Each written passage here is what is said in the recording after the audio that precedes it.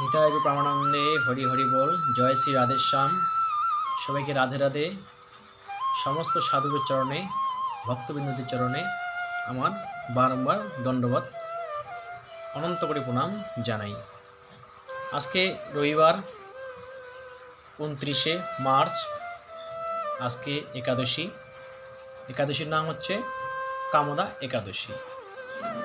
আমি প্রত্যেকটা একাদশীর মাহাত্ম্য আপনাদেরকে শ্রবণ করাই, আপনাদের সামনে আপনাদেরকে বলি, ভিডিওর মাধ্যমে আপনাদেরকে বুঝাই। তো শাস্ত্রে যা যা বর্ণিত আছে সেটাই আপনাদেরকে আমি বলি। আর আজকে কামদা একাদশীর মাহাত্ম্য শ্রবণ করব। আপনারা মনোযোগ দিয়ে শ্রবণ করুন।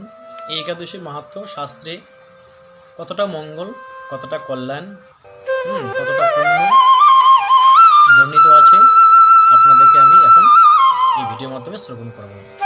তার আগে চ্যানেলটিকে সাবস্ক্রাইব করবেন। নিত্য গীতা পাঠ, নিত্য ভাগবত পাঠ, অনেক অন্যান্য শাস্ত্রীয় আলোচনা এখানে হয়।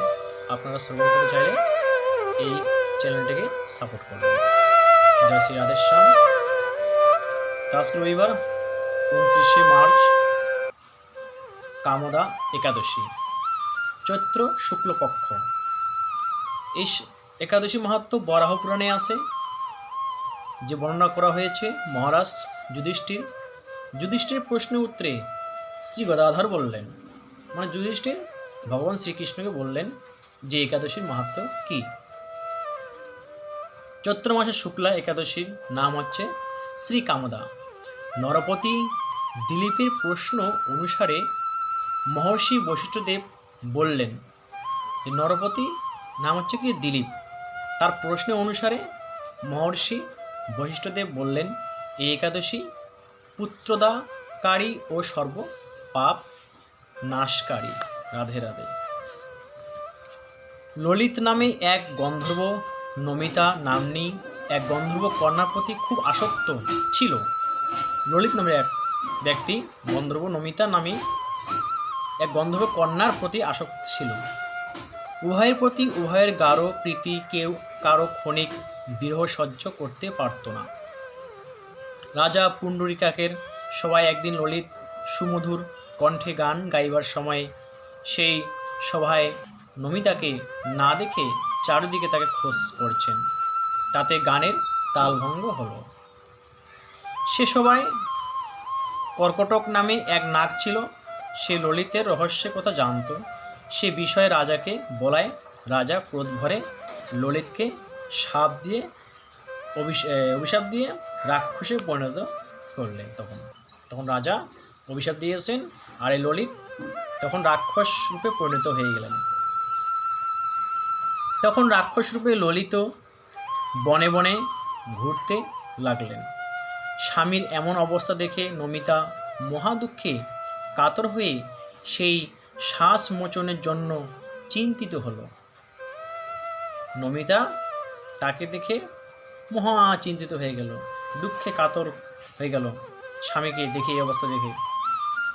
তারপর দৈবযোগে শৃঙ্গিমুনি দেখা পেয়ে তার চরণে প্রণাম জানিয়ে ললিতের রাক্ষসরূপ প্রাপ্তির কারণ জানিয়ে সেই রূপ থেকে মুক্তি পাওয়ার জন্য কোনো ব্যবস্থা করতে বলায় শৃঙ্গিমুনি তাকে বললেন, চৈত্র মাসের শুক্লা একাদশী সমাগত।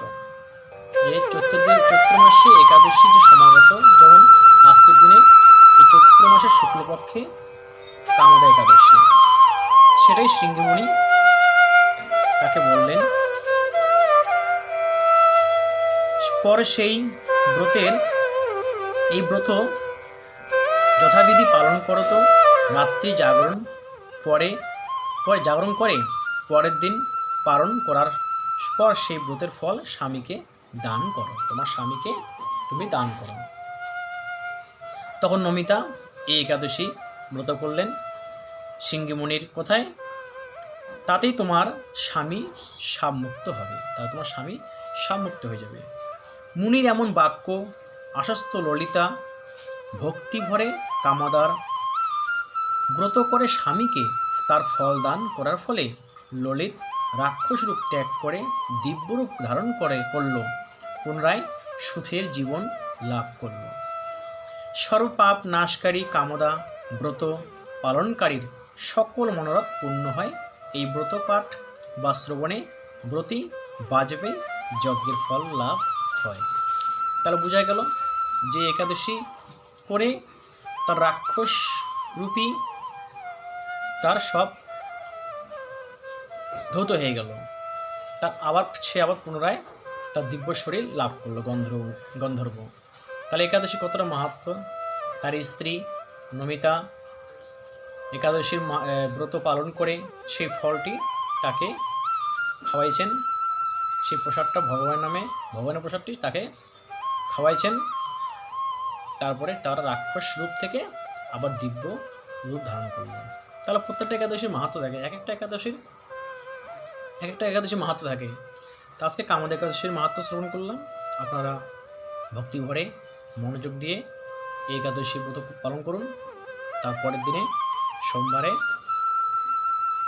7:38 মধ্যে পালন করে ভগবানের গুণগান করুন। তাহলেই সমস্ত পাপ থেকে, সমস্ত দুঃখ থেকে সব নিরাময় হবে। তো রাধে রাধে, আজকে এটাই বলেছিল। প্রেম সে বলো রাধে রাধে। সবাইকে প্রণাম। সব ভালো থাকবেন, সুস্থ থাকবেন। চ্যানেলটিকে সাবস্ক্রাইব করুন। রাধে রাধে।